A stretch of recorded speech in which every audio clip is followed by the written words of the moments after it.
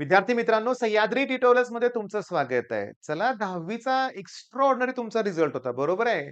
शाळेमध्ये top 5, top 10 मध्ये तुम्ही होता. खूप कौतुक झालं, घरातल्यांनी कौतुक केलं, पाहुण्यांनी कौतुक केलं. काय विचारूच नका. ते दिवसच वेगळे होते, आहे की नाही?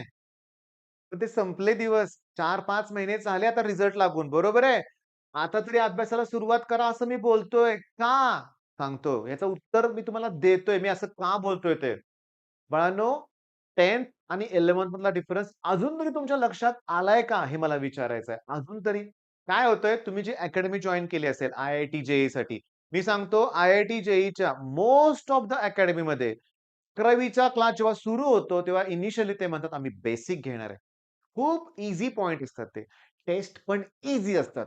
तुमचा स्कोर त्यात चांगला होतो लक्षात घ्या. होतो चांगला होतो, नक्की चांगला होतो. घरातले पण खुश. क्लासमध्ये परफॉर्मन्स एक्स्ट्राऑर्डिनरी आहे.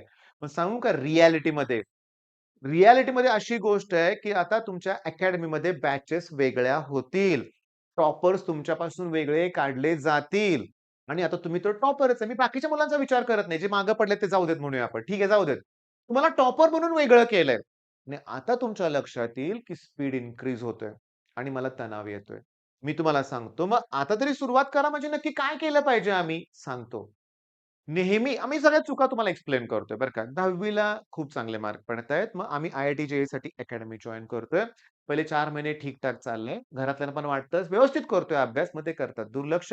नंतर टॉपर्स बॅचमध्ये आपण जातो. तिथं मंथली टेस्ट झाल्यानंतर तिथून आपण पुन्हा खाली येतो. खाली आल्यावर तणाव येतो. मी टॉपर्स बॅचमध्ये होतो. आता मला खालच्या बॅचमध्ये टाकलंय.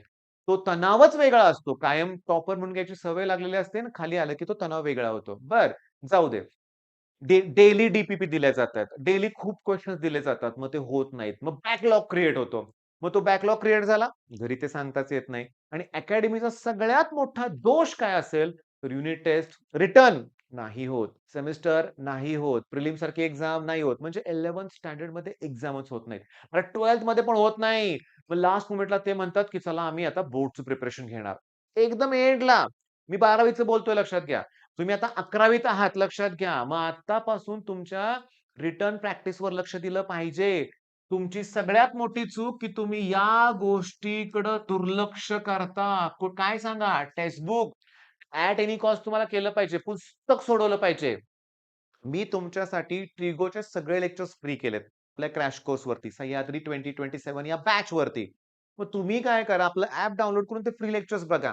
पुस्तकातले न्यूमेरिकल ॲज इट इज सी देतात. हां, म्हणजे तुम्हाला आता काय करायचंय सांगतो. तुम्हाला आत्तापासून सुरुवात करून 11th स्टँडर्ड मी काय म्हणतोय बघा, 11th स्टँडर्डचे ना सी जे टॉपिक आहेत तेवढे तरी परफेक्ट करायचे आहेत. त्याच्या नोट्स बनवायचे आहेत, त्याचे पी-वाय-क्यू सॉल्व्ह करायचे आहेत. का? तुम्ही आत्ता सुरुवात करून तुम्ही आत्ता हे जर टॉपिक संपवले तरच तुमचा स्कोर चांगला येणार आहे.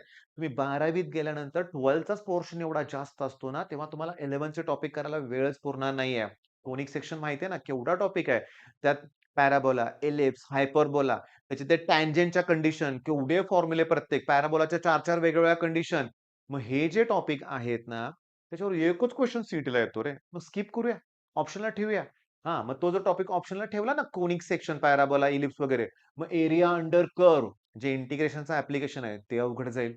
बरं, इंजिनिअरिंगला कर्व्ह ट्रेसिंग हे अवघड जाईल.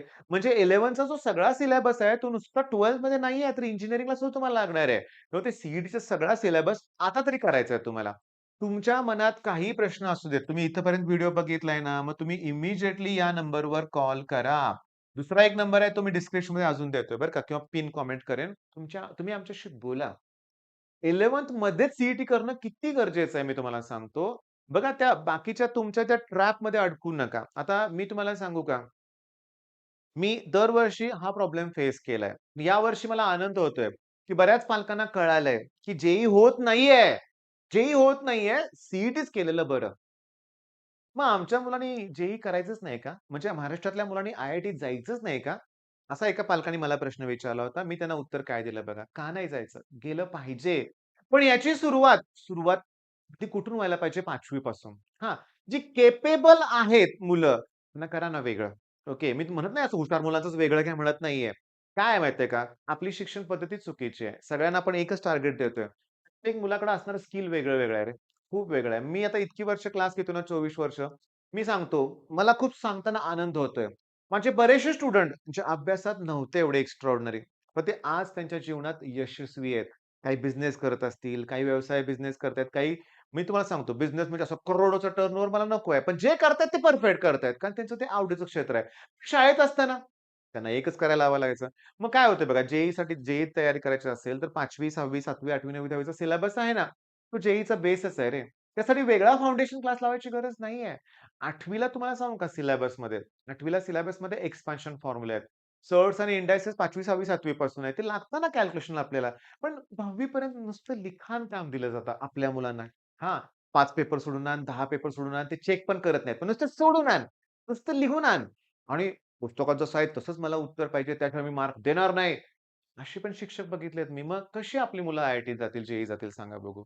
आपल्या मुलांना आणखीन एक 10वी पर्यंत प्रॉब्लेम काय सांगू का? की आपल्या मुलांना 10वी पर्यंत माहिती असतं, हे पुस्तकातले प्रश्न करायचेत. त्याच्या बाहेरचं काही येणार नाहीये. ओके आणि शेवटी घरातल्यांना मार्क्स पाहिजेत. मग तेच मुलं करतात. पुस्तकातले प्रश्न 4 वेळा सोडवा, तेच परीक्षेत येणार, तेच सोडवा. मग कसं जेईईत जाऊ आपण? कसं आय-आय-टीत जाऊ? मग आता होतंय काय बघा, मी तुम्हाला सांगतो.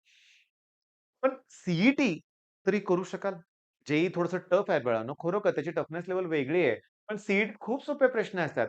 हळद अँटिसेप्टिक आहे. गेल्या वर्षी सी प्रश्न आलाय. आवळ्यामध्ये कुठलं काय सबस्टन्स असतात हे विचारतायत लक्षात घ्या. म्हणजे किती सोपे प्रश्न आहेत. हे होऊ शकतं तुमच्याकडून. तुम्हाला हे पॉसिबल आहे. बरं मग आता आता तरी सुरुवात करा म्हणजे काय? मी तुम्हाला सांगतो. आता बघा मी टॉपिकची नावं सांगतो.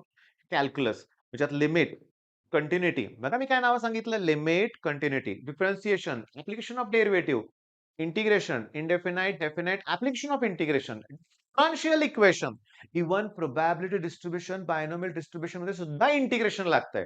म्हणजे कॅल्क्युलसचा पार्ट आहे. याचा अर्थ ट्रिगो जमलं तर ते जमणार आहे. मग तुम्ही आता आजपासून काय करायचं, की ट्रिगोचं तुम्हाला आलं पाहिजे. मी तुम्हाला विचारलं ना cos C minus cos D immediately formula आला पाहिजे. मी तुम्हाला विचारलं sin2x, sin3x, tan2x, cos2x तुम्हाला फॉर्म्युले आले पाहिजेत. फॉर्म्युल्यात एक्सपर्ट व्हा. पण प्रॅक्टिस करून फॉर्म्युले क्लिअर करा. ठीक आहे. मग आता भरपूर वेळ मी तुमचा घेतला. मला माहिती आहे तुम्ही आपलं ॲप्लिकेशन पहिला डाउनलोड कराल. काही डाउट असेल तर इथं विचारा. ॲप्लिकेशनमध्ये स्टोअर ऑप्शनमध्ये जाऊन आपल्या सह्याद्री 2027 या बॅचमध्ये जावा. ठीक आहे. त्या बॅचबद्दल सेपरेट डिटेल व्हिडिओ बनवणार आहे लवकरच बरं का. आणि तो व्हिडिओ बघून मला माहिती आहे, की तुम्ही तो कोर्स परचेस नक्की कराल. कोर्सचं जाऊ दे बाजूला. चॅनलला अगोदर सबस्क्राईब करा. आपल्या चॅनलवर भरपूर चांगला कंटेंट आहे. छान तुम्ही माझ्याशी जोडले जाणार आहे. सी होईपर्यंत मी तुमच्याबरोबर असणार आहे. All the best.